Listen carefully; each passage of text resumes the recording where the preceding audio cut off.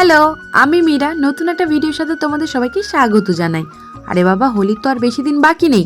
Holi special তো কিছু বানাতে হবে না কি বানাবো ভাবতে ভাবতে ভাবলাম হোলি স্পেশাল একটা থালা বানালে কেমন হয়।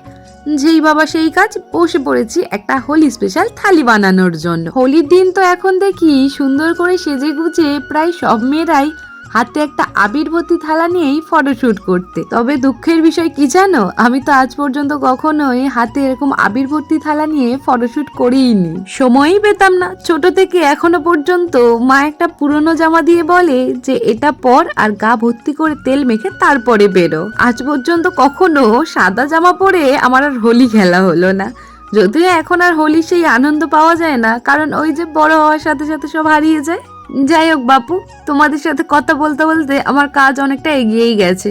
যাই হোক, চলো থালিটা কিভাবে বানাচ্ছি সেটাই বলি।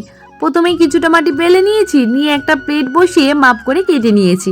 আরে বাবা, যেভাবে মাটির থালা বানায় শুধু সেইভাবেই বানিয়ে নাও। তারপরে থালাটার মাঝখান থেকে এরকম মাটির সরু সরু রিং দিয়ে একটা প্লাস আকার করে নাও, এবং তার ভিতর থেকে আবারও ছোট্ট ছোট্ট মাটির রিংগুলো দিয়ে একটা গোলাকার করে নাও। তারপরে তো যেমনটা দেখছো, মাঝখান থেকে কিছুটা করে মাটি আমি কেটে তুলে নিয়েছি। নিয়ে এবার হাতের সাহায্যে এগুলোকে ভালো করে সমান করে দিতে হবে। তারপরে তো হাত ও জলের সাহায্যে এটাকে আরো ভালো করে মসৃণ করে নিতে হবে। হাত দিয়ে মসৃণ করার পর আমি এখানে একটা ব্রাশ দিয়ে একটু আরো ভালো করে মসৃণ করে নিচ্ছি, যাতে ফিনিশিংটা আরো ভালো দেখতে লাগে।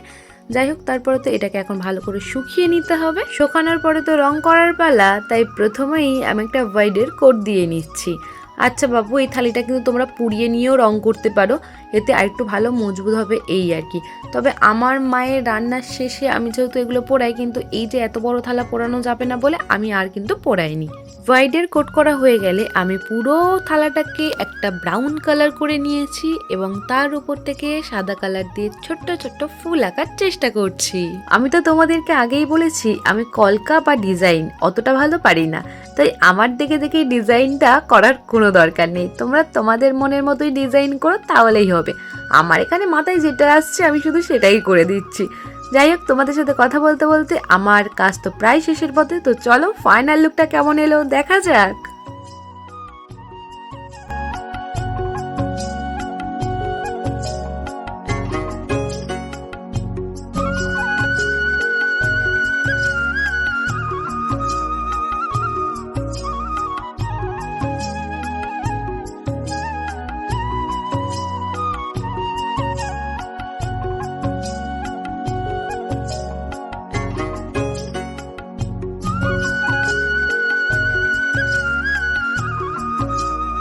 কি কেমন লাগলো আমার এই হোলি স্পেশাল থালিটি?